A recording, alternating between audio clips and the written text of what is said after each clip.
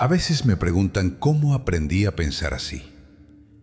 Creen que hay un secreto, un truco, pero la verdad es que no soy tan inteligente. Solo me di cuenta con los años de algo. La mayoría de la gente no piensa, solo acepta.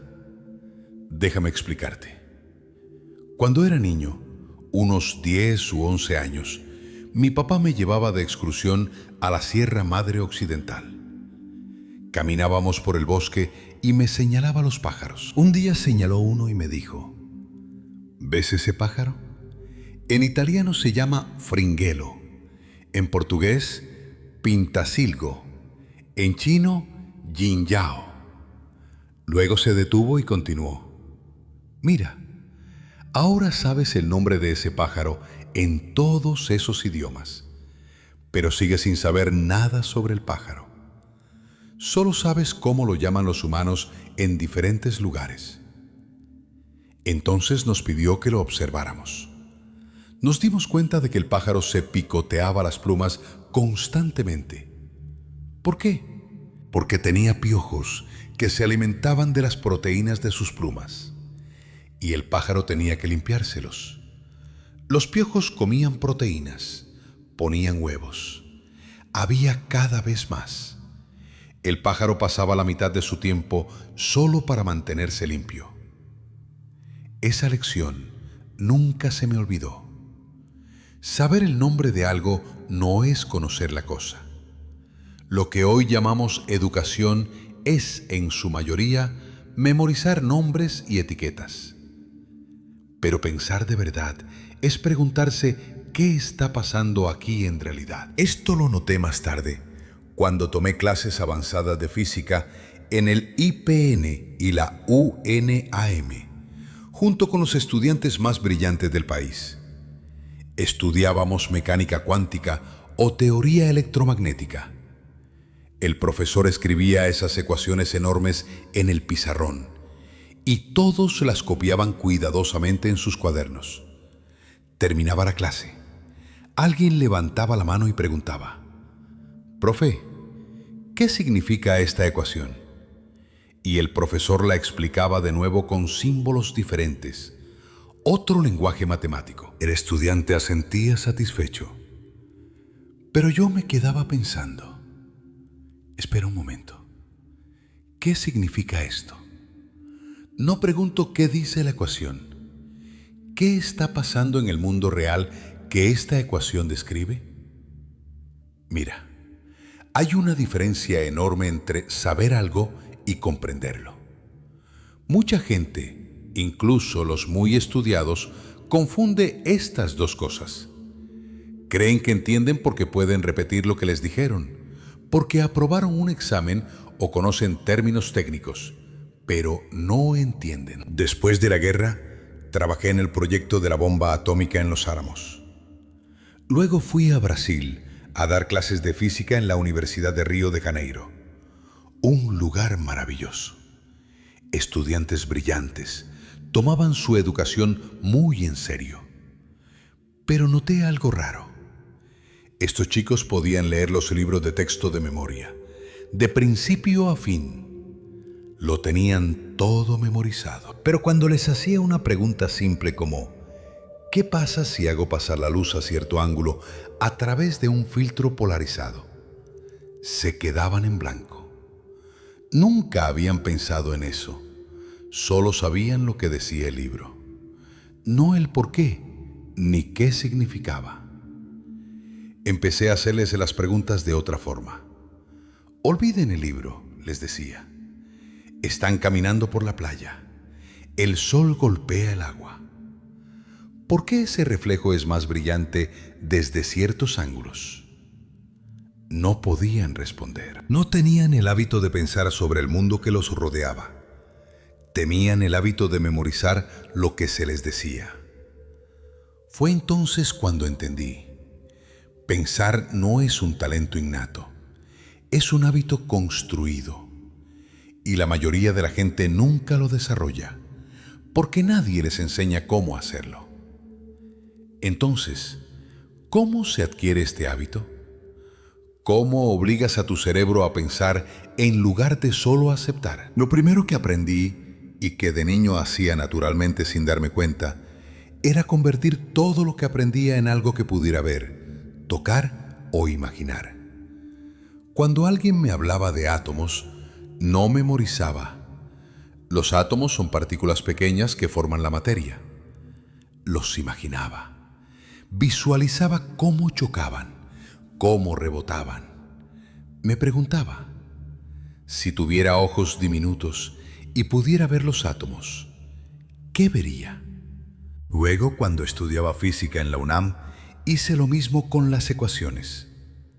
La gente pensaba que era lento, porque mientras ellos resolvían problemas rápidamente, yo me quedaba horas mirando una ecuación. Pero no era lento, estaba traduciendo. Me preguntaba qué describía esta ecuación en la realidad. Si pudiera verlo en la vida real, ¿qué vería? A veces me inventaba escenarios extraños. Cuando aprendía sobre campos electromagnéticos, me imaginaba siendo un electrón flotando en el espacio. Si otra carga se me acercara, ¿qué sentiría? ¿Cómo me empujaría o atraería? Puede sonar infantil, pero funcionaba, porque una vez que lo visualizaba en mi cabeza, lo entendía. Y una vez que entendía, nunca lo olvidaba. Aquí está el truco. Nadie te lo dice, pero no puedes pensar claramente sobre algo que no puedes visualizar. Y mucha gente salta este paso. Primero aprenden lo abstracto, la fórmula, la teoría, pero nunca se molestan en conectarlo con algo real. Entonces esa información queda flotando en su cabeza, desconectada y sin sentido. Y luego se sorprenden de por qué olvidan todo una semana después del examen. La segunda cosa que aprendí, y esto me tomó más tiempo, fue seguir preguntando ¿por qué? Como un niño. Los niños son increíbles en esto. Preguntan por qué el cielo es azul. Tú explicas que es por cómo la luz se dispersa en la atmósfera.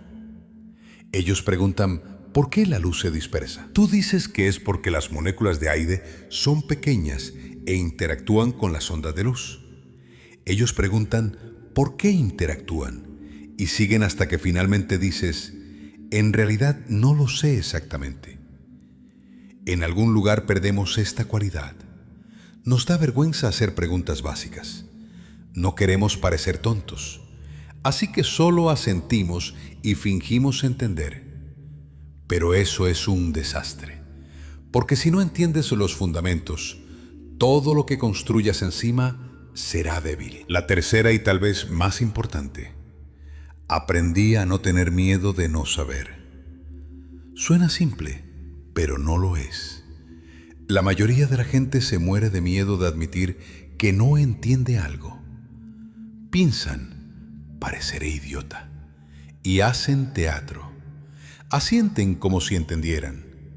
Usan esas palabras elegantes cuyo significado desconocen. Pero me di cuenta de algo. Lo más inteligente que puedes hacer es admitir que no sabes algo.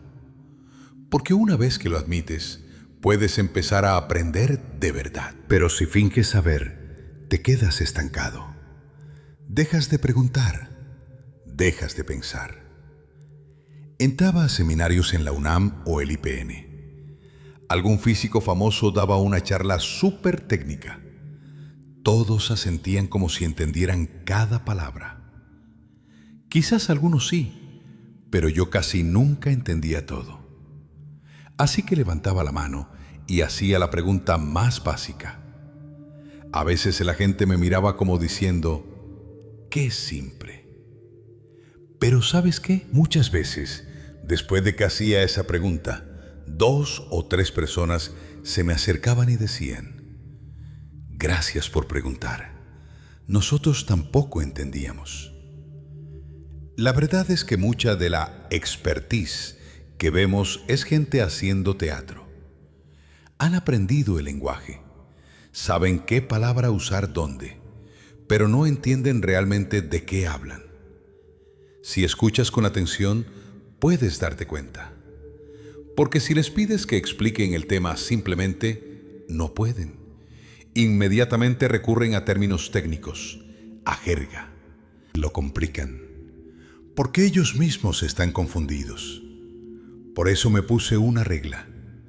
Si no puedo explicarle algo simple a un estudiante de primer año de universidad o a un niño, significa que yo tampoco lo entiendo del todo.